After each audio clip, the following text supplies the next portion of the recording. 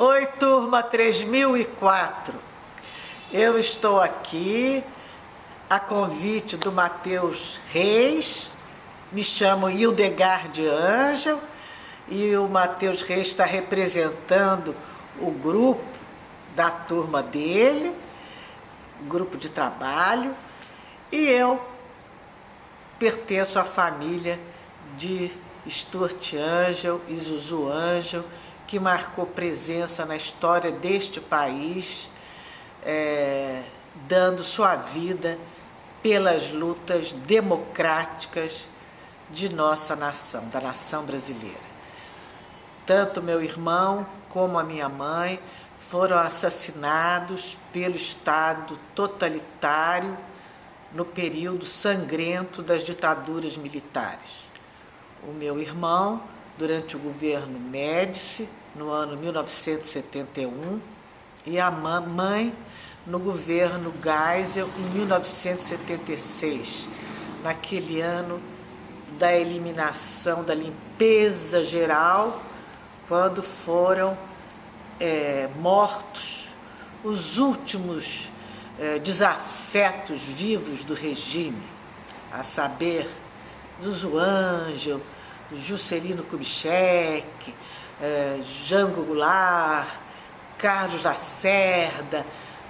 No ano em que houve aquela limpeza geral, Zuzu Ângel foi assassinada. O assassinato da Zuzu Ângel foi comprovado e a família da Zuzu se empenhou para tal.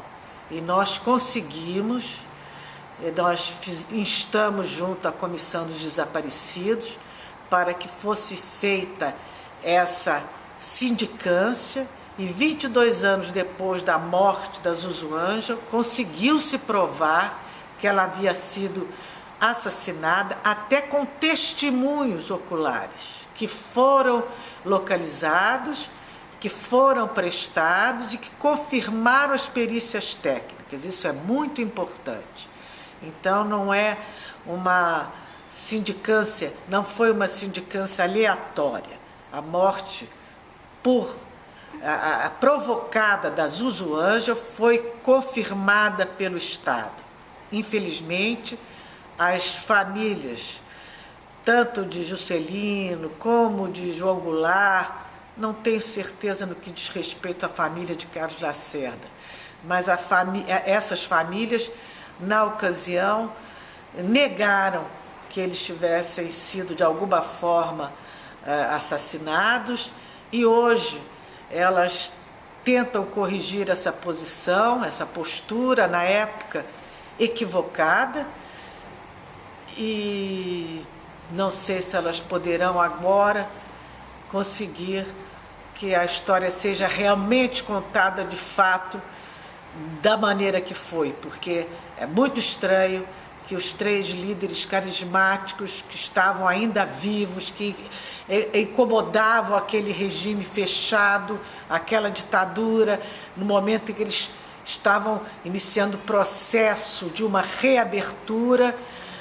tenham morrido no mesmo ano e de maneira sempre, no mínimo, intrigante.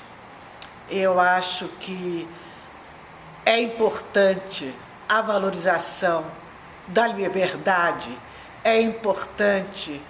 são importantes as prerrogativas democráticas no país, é importante que os 3 poderes ajam de forma independente, sem se submeter a qualquer tipo de pressão em nosso país.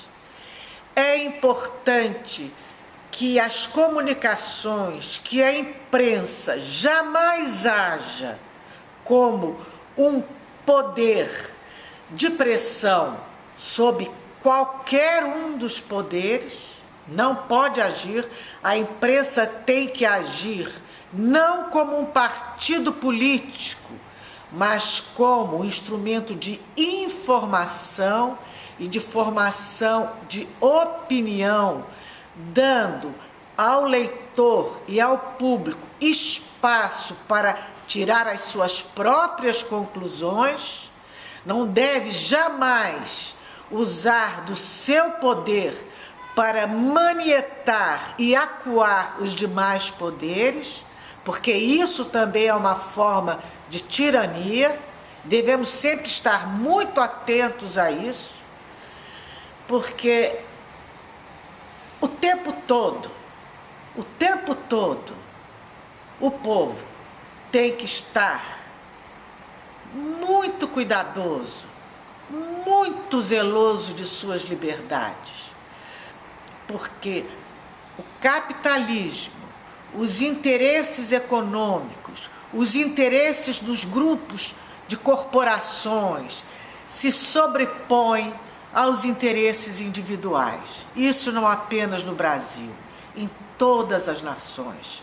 Então, são os indivíduos, são os grupos civis, e hoje, com as mídias sociais, isso é possível, que tem que ser zelosos da sua liberdade, zelosos da sua democracia, perceptíveis à possibilidade de serem manipulados, porque essas ações, essas engrenagens funcionam neste sentido, de manipularem o seu pensamento, o nosso pensamento, e a gente tem que ter espaço para tirar as nossas próprias conclusões.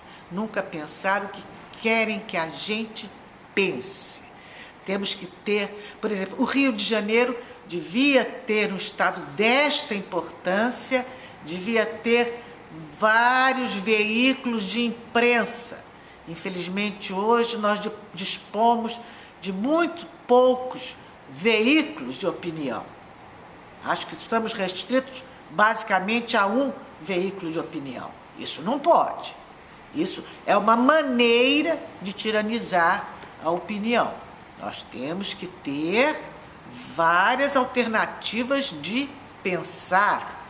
Isso é democracia, senão é uma tirania das comunicações. Isso, os outros estados já têm mais alternativas. Não é possível que o estado da importância do Rio de Janeiro não tenha outras alternativas. Então, isso são as diversas formas que podem haver, mesmo no estado democrático, ditatoriais, não é?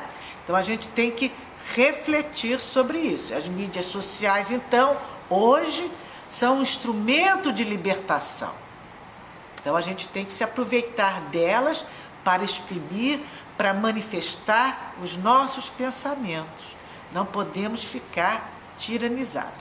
Eu quero agradecer, então, a professora Beth Galdino, que dá aos seus alunos essa liberdade de pesquisar a memória do Brasil e que também promove junto a eles a curiosidade sobre a memória dos nossos heróis, dos brasileiros que foram as últimas consequências no seu desejo de uma nação libertária, de uma nação que preze a sua Constituição e que tenha como premissa a democracia, os valores humanos e que cultive a memória para que nunca se repitam os erros do passado. Enfim, parabéns à turma cujo tema é: que país é esse?